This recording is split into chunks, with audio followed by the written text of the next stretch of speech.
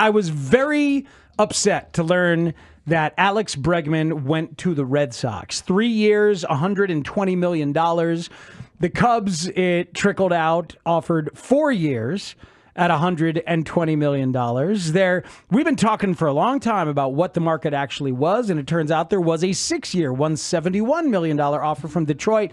I knew he didn't want to go to Detroit. I knew he didn't want to go to Toronto. He was interested in a Houston reunion at first, but then their offer wasn't exactly what he wanted, and he was really deciding between the Red Sox and the Cubs. Mm-hmm. And I knew that was setting this up for the listeners, for myself, and really thought this was going to stretch until later on this month, and we'd get a similar kind of concession contract like Cody Bellinger got last year. Because I don't love the player right now at 31 with bad peripherals and some decay.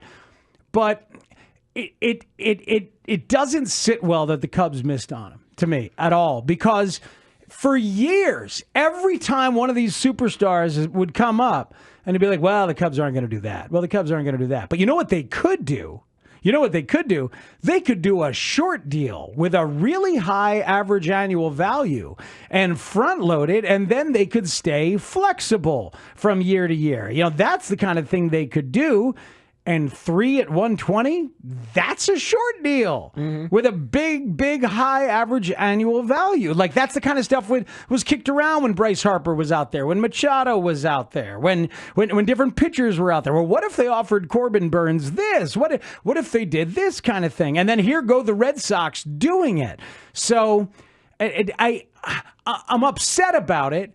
I'm not raging about it, because I don't love the player. So maybe he isn't that superstar that's worth this particular kind of deal, but it feels really bad for the Cubs to have missed out on this. And right now they've got a lot of money left under that first competitive balance tax a spot, and they've got some more moves they need to make. If it were Kyle Tucker, then I feel like, hey, rage about that. You miss on that guy at this stage in his career, and the ability to have him on a prove-it deal, that I would get that. For Bregman, there's probably still good baseball there. Is there elite-level baseball still there? Then I think your question is definitely an apt one about just where he's at this stage in his career.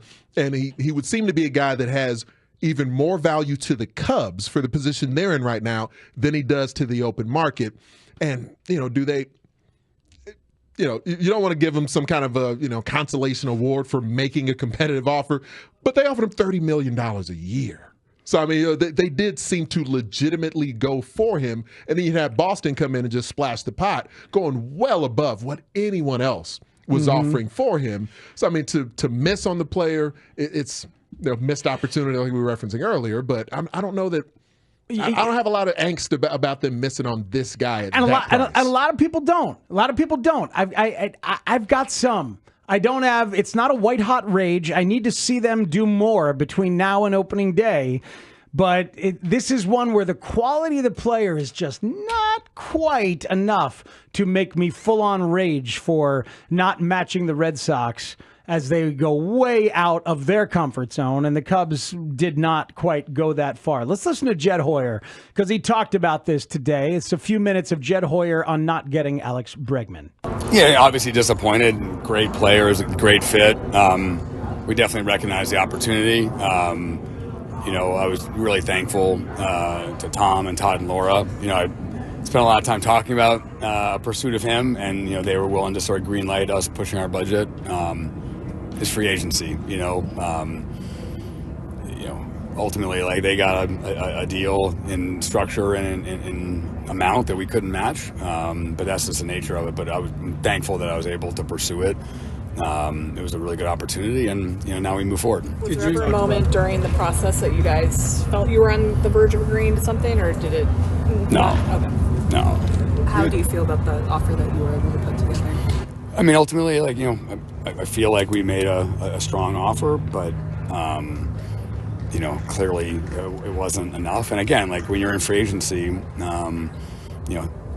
most of the time the player goes the highest bid, and the Red Sox got a great player. They were aggressive, and kudos to them. They got a great player, but I'm glad that we were able, given where we are with our budget right now, I'm glad that we were able to pursue it, and like I said, I'm thankful that we were able to. You feel like you have to pivot? Just unrealistic, too. What's that? Was that AAV unrealistic, just given where the budget parameters are right now? Yeah. Do you have any philosophy on deferred money at the Cubs, or is it? Because so many teams seem to be using that now. Yeah, we haven't done that.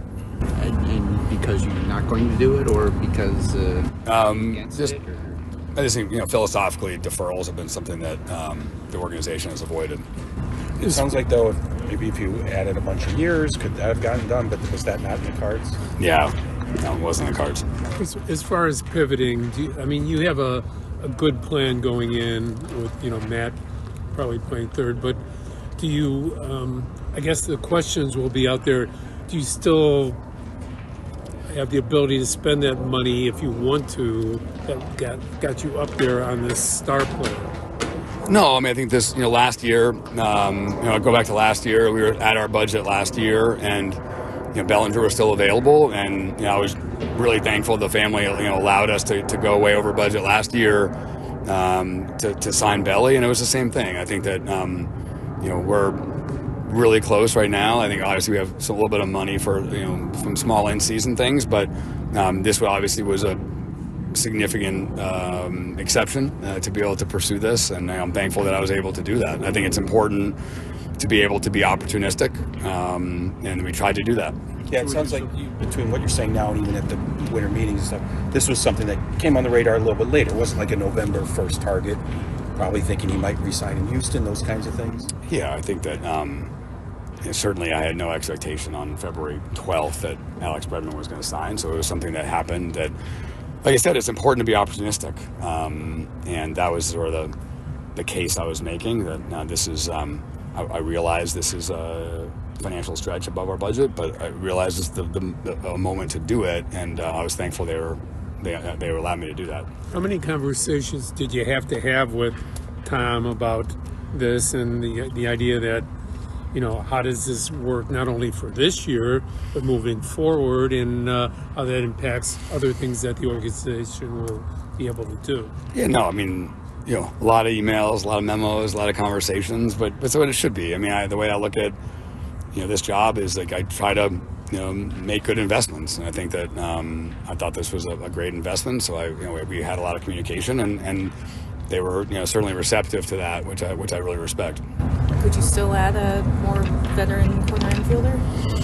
I think we're always looking. I think that, like I said, I think we're, the things we're going to be doing now are going to be, probably small things financially. So I think that we'll always look. But, I think that right now the big blocks, so to speak, and the medium blocks are sort of on this team. And I think that we'll, we'll make, we'll be able to make moves in season. We'll be able to be opportunistic as things come up, with, last year we had, Tyson Miller or Lopez or things like that. But no, my expectation is that, the group we have now is really close to what we're going to go forward with.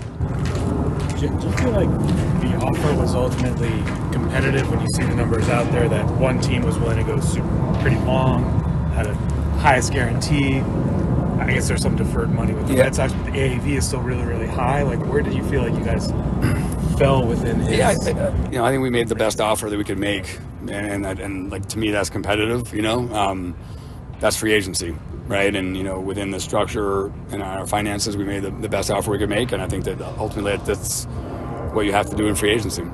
That's actually, to me, extremely transparent stuff from Jed Hoyer here in his last season under contract as the president of baseball operations. He had to go to his bosses, the Ricketts family, not just Tom, but it's all the siblings that run this thing. Tom is the face of it, but they all decide some things together. And he had to ask for room to do what he wanted to do, and they greenlit it to a point. Had a long segment yesterday, Anthony, talking about Cubs financials and trying to give people what the reality was. And here is the reality. They shed the Bellinger money, and they have room to do a couple of things, and this was the big thing they were trying to do. Made the best offer they could and couldn't get it done. The Red Sox went above and beyond, and their fan base has been pushing them. Very similar kind of vibes in Boston and Chicago. Alex Cora really wanted it, and they got it done. Jed Hoyer really wanted it. Cubs did not get it done. And in my head, I contextualize the Red Sox as more consistently spending smart money than the Cubs do.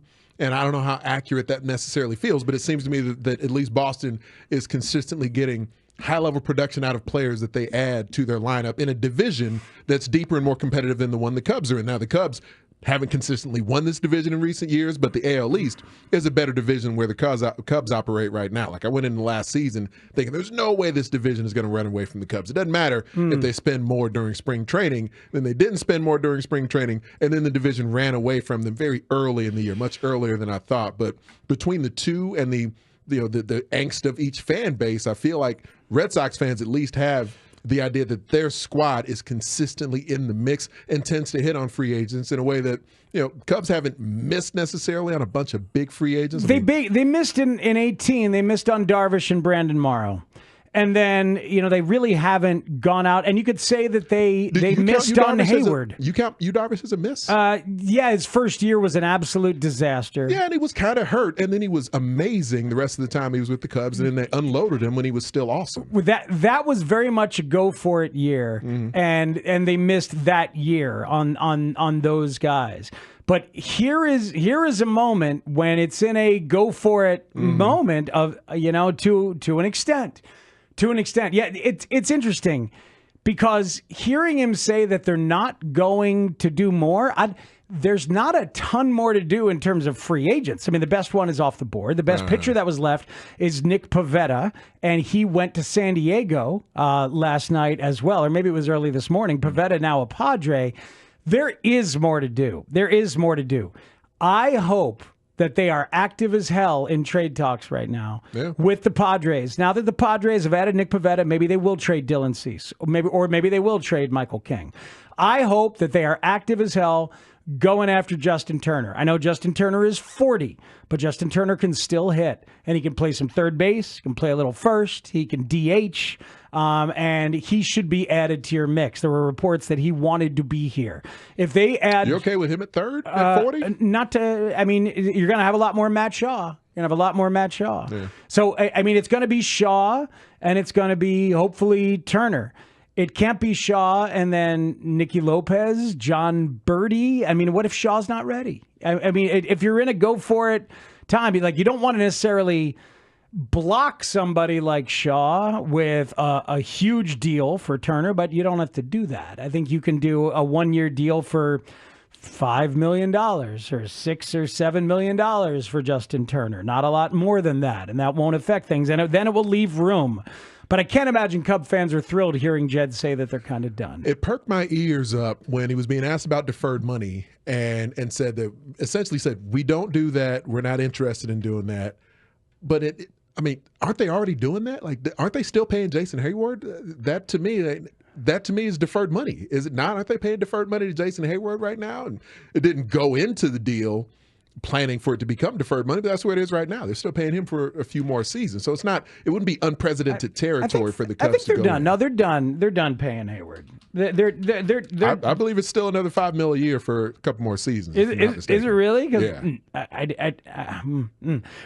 It's a place they've gone to before. No, but it is. But the big deferrals like the Dodgers did, that is new information. To hear Jed say, as an org, we don't do deferrals. They hadn't done it yet. But the fact that I thought maybe they would do it this particular offseason. But the Red Sox are doing it. Obviously, the Dodgers have done it, and the Cubs will not. It's interesting. I'm not so sure I understand exactly what they're trying to do. And that's kind of a bigger picture conversation I want to have in terms of team building. We'll do it later on in the show. Positionally, or just how much they're truly going for it? Or? Just strategically overall as compared to some other teams. Like if you miss on this, what does that mean exactly? I'm to tell you the truth, I'm still formulating it. I've got some time. and I'm doing some reaching out and just kind of trying to gather all the information I can, as I always do before I talk about this stuff. But it's an interesting moment. That's for sure. It's an interesting moment. I'm bummed that they lost out on Bregman. I don't find myself all the way pissed, but I certainly understand if you are. I was last year trying to tell folks not to be pissed, and I was scarred by last season because last season, this division isn't going anywhere. The division left them real quick last year, a lot quicker than I thought. So, I mean, I get it. I'm not here to tell anybody to calm down about the Cubs like I was last season. You are correct, Jason Hayward getting $5 million this year. So look at you. Anthony Herron schooling me on all things baseball.